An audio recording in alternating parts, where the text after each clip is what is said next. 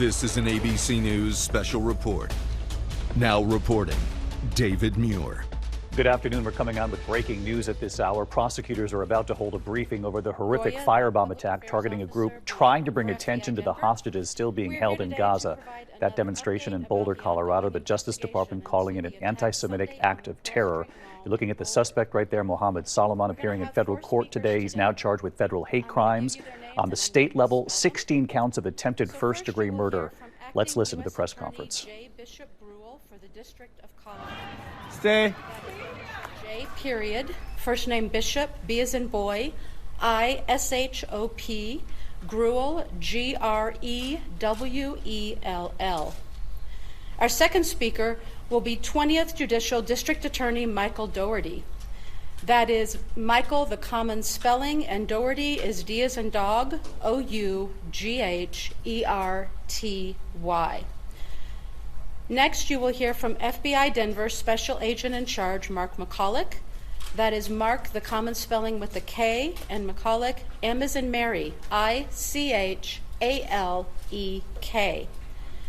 The final speaker today will be Boulder Police Chief Stephen Redfern.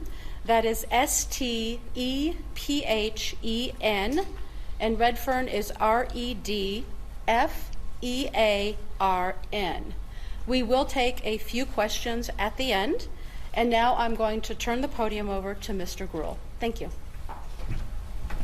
Thank you, Ms. McGuire. I'm Bishop Gruel, the acting U.S. Attorney for the District of Colorado. On behalf of myself, my office, and the entire Department of Justice, I want to express my heartbreak and my support for the victims, their families, and the community of Boulder. I pray for those families, as well as everyone in Boulder, Colorado, and the nation who woke up this morning worried about themselves, their loved ones, and not feeling safe in their own communities because of yesterday's attack. I assure you that my office and our partners are here for you, and we are taking action. I want to thank the first responders, citizens and law enforcement alike, who worked to quickly end this violent attack, save lives, and tend to those who were injured. I also want to thank our law enforcement partners at Boulder Police, including Chief Redfern, the FBI, including Special Agent in Charge Michalak, and the Boulder DA's office, including DA Michael Dougherty.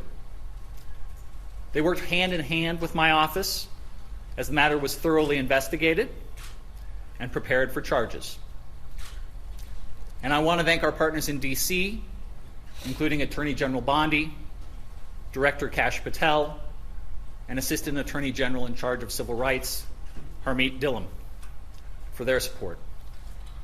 My office and AAG Dhillon were in contact yesterday throughout the day, which helped lead to the federal charge that we're announcing today.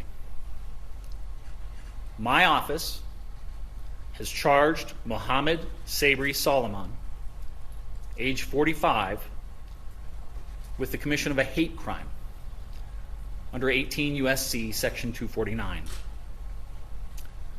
When that offense includes attempted murder, the statutory maximum federal sentence is life in prison.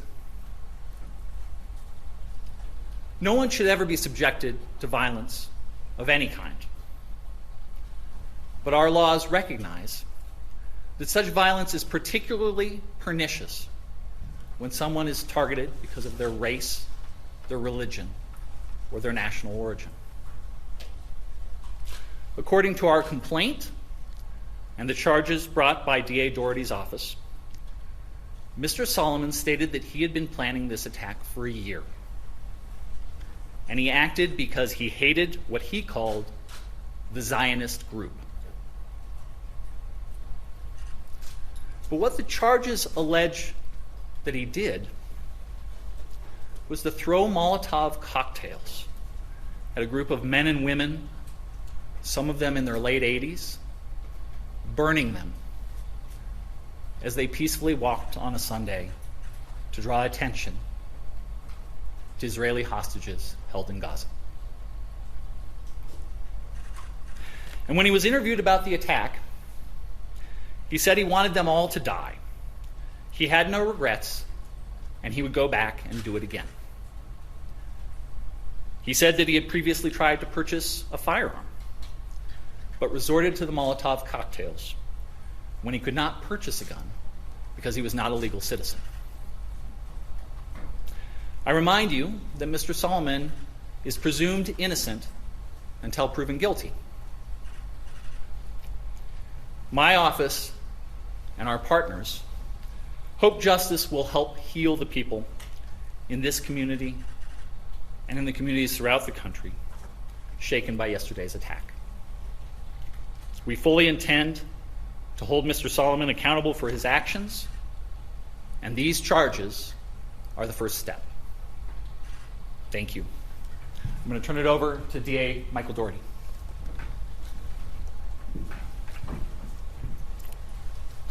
Good afternoon. I'm Michael Doherty. I'm the District Attorney for Boulder County. I appreciate the members of the media who are here today so we can help provide this update to a grieving and traumatized community. What you see here today is us standing shoulder to shoulder, ensuring that justice is done in response to this tragic and terrible attack. We stand united in denouncing hate, terror, and violence in this community. We're united in condemning acts of anti-Semitism, hate, and violence, and we're also united in a strong response to this horrific attack. I stand with this community and the people of the state of Colorado against hate and terror. And we are united in our commitment, both at the federal level and the state level, in pursuing and securing justice for the victims of this mass attack and for the communities that we serve. Boulder is a beautiful and special place, but we're not immune from mass violence or hate crimes, including violent acts of anti-Semitism that impact far too many communities across this country. And yesterday afternoon, on a beautiful day here in Colorado, a number of people participated in a peaceful walk and gathering on Pearl Street here in Boulder. It is a place where a lot of people gather every day. And the ones who join in this peaceful gathering are now the victims of a senseless, unjustified, and horrific mass attack. And to all the victims, their loved ones, and to this community, I promise you that each one of us up here today will work tirelessly to ensure that justice is done and the defendant is held fully accountable. I want to recognize, as the U.S. Attorney did, the response by community members who helped in the minutes immediately following the attack and came to render aid to victims who had suffered through a horrific attack upon them. Also, I want to recognize the courage and the rapid response by the Boulder Police Department, who once again were called to respond to a truly horrific attack upon innocent members of our community and responded without a second of delay. I will highlight for you that there were 16 unused Molotov cocktails that were recovered by law enforcement in the hours after the incident took place. 16. So I really want to thank the Boulder Police Department and their law enforcement responders, as well as the first responders who provided medical aid to the victims. But that rapid response with the recovery of the 16 unused Molotov cocktails, I think, speaks for itself. Our office and the U.S. Attorney's Office will be working closely together and in coordination with one another to ensure that the defendant is held fully accountable. As you heard from the U.S. Attorney, the U.S. Attorney's Office will be prosecuting the hate crime against the defendant. Our office will be prosecuting the attempted murder charges and related charges at the state level. This approach will accurately reflect the actions the defendant is alleged to have taken and the harms that he caused. It will allow us to secure a verdict, an outcome, a sentence, whereby he'll be held fully accountable. It's been done, and by it I mean federal and state prosecutions jointly, has been done in other cases, most recently the Club Q mass shooting down in Colorado Springs. At the time the arrest affidavit and warrant were filed with the state court yesterday, there were 8 victims identified, and I'll touch briefly now on the charges that were filed at the state level, as well as the possible sentences he faces if convicted on those charges. So there were 16 counts of attempted murder in the first degree. 8 of those counts are for attempted murder with intent and after deliberation. The other 8 counts are attempted murder with extreme indifference. So 16 counts total. If the defendant's convicted and those counts are running consecutive to one another, he would face a maximum of 384 years in state prison. He's also charged with 2 counts of use of an incendiary device. If convicted of those charges and they run consecutive, he would face a maximum sentence of 48 years. He's also charged with 16 other counts of attempted use of an incendiary device. And again, if convicted and if they run consecutive, the maximum on those counts would be 192 years. So 384 years on the attempted murder, 48 on the use of the Molotov cocktails, and then the attempted use would be 192 years. The judge set a $10 million cash-only bond on the state charges. As you are aware, he's going to be going before the judge this afternoon at the jail. I believe that is scheduled for 3:30, but I rely on the sheriff's office to communicate with members of the media of the exact time. Thanks to the investigation by federal, state, and local partners, and I just want to highlight for you, this is a horrific attack. But as district attorney, when I walk into this building and I see the FBI, Boulder PD, and all the law enforcement partners working, it's the exact response I hope to see. The teamwork they demonstrate, the work they put into it. If you were downstairs right now, you'd see incredible law enforcement officers and investigators working calmly, professionally, and tirelessly to ensure we get all the information we need to get the right outcome in the criminal cases that the U.S. Attorney's Office and my office will prosecute. Through their work, we've now identified 4 additional victims, so there's now a total of 12 victims. And as you'll hear from the FBI special agent in charge, we're going to continue to encourage victims and witnesses to come forward and contact law enforcement. But we now have 12 victims, and on the later this week, we'll be filing formal charges against him. That's our normal process. So the filing of formal charges by the district attorney's office will reflect 12 victims, and if more come forward, additional victims as well. On my final note, what I want to stress is this community has experienced too many tragedies: fires, floods, and mass attacks. But each time I've seen this great community respond with strength, resilience, and support for one another. I trust and hope that that will happen again now. That for the many members of the community who've come forward before to help one another, to support one another, to comfort one another, that will happen again today and in the weeks, months going forward.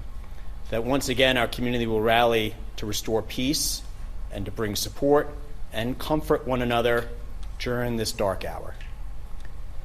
As your district attorney, I want to remind the members of the media and the community that the defendant's innocent unless and until proven guilty, and the charges are merely allegations. I'm going to turn it over to the special agent in charge of the FBI, and then we're happy to take questions after each one of us is done. Thank you. Good afternoon. I'm Mark McCulloch, Special Agent in charge of the FBI's Denver field office, and want to provide a quick investigative update. The FBI has been here on the scene in Boulder for the past 24 hours, and we stand shoulder to shoulder with the Boulder Police Department and our partners.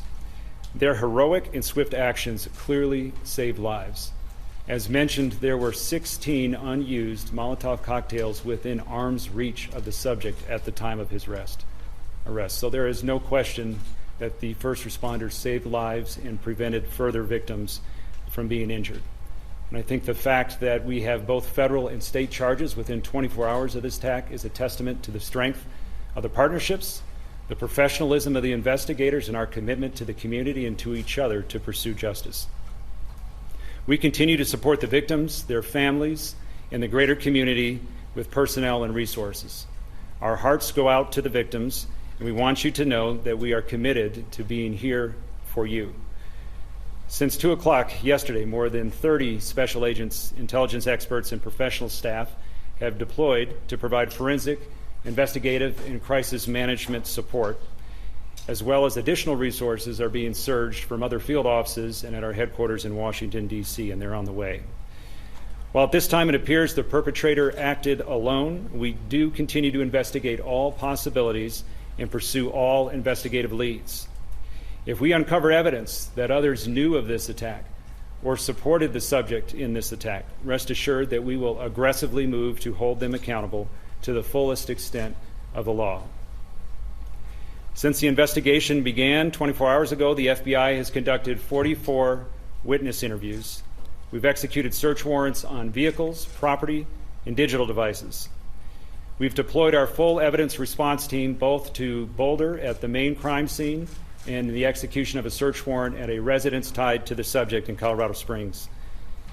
Members of the ERT worked through the night to gather all evidence so that the Pearl Street could swiftly be reopened this morning.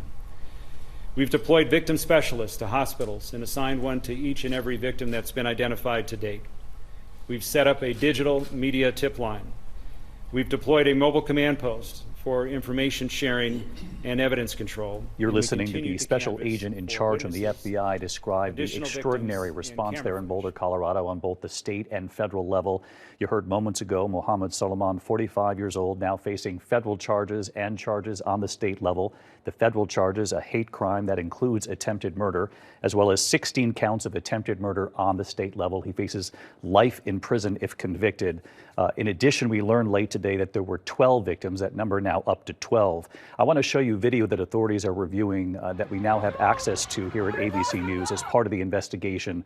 Prosecutors say he threw 2 Molotov cocktails into the crowd.